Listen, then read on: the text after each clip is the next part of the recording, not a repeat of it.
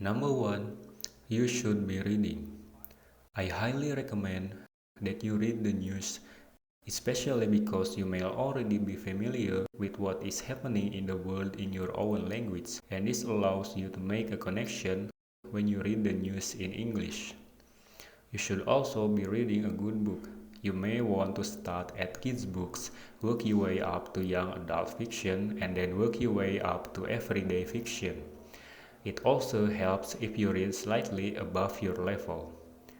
You don't want to read too far above your level as this becomes too difficult. You should also try to read books that are based on movies that you have already watched either in your normal language or in English. And last of all, and this is the hardest one, you should always read everything at least 2 or 3 times.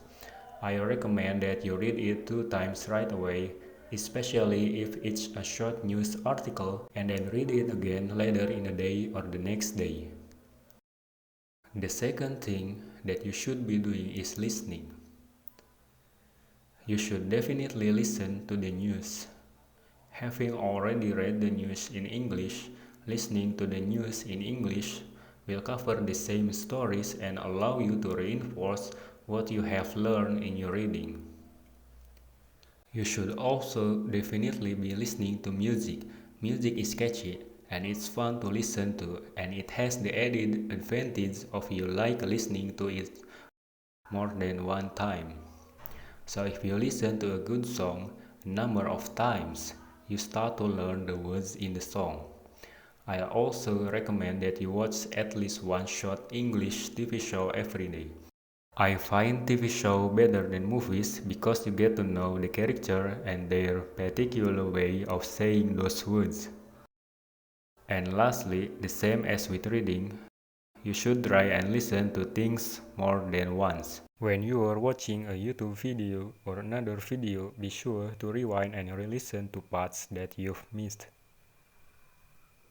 The third thing you should be doing every day is writing.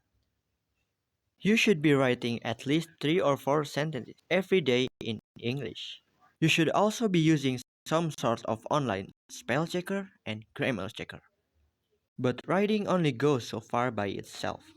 You should really think about joining an online English learning group, either on Facebook or another website, so that other people are reading what you have written. This also helps to turn writing into more of a conversation, where you encourage to answer questions that other people ask. The fourth thing you should be doing is speaking. You should be speaking to help improve your pronunciation. You should find recordings where people demonstrate how to pronounce something, and then you should repeat the words after them. You should also start to talk to yourself. And I know this sounds a little bit funny, but if you have an opportunity when you are driving in a car by yourself, or when you just have some time to yourself, you should try to have a pretend conversation with yourself. This really helps to start to bring the vocabulary and other things you have learned to the forefront of your mind. You should also try to record yourself speaking and then listen to it again later.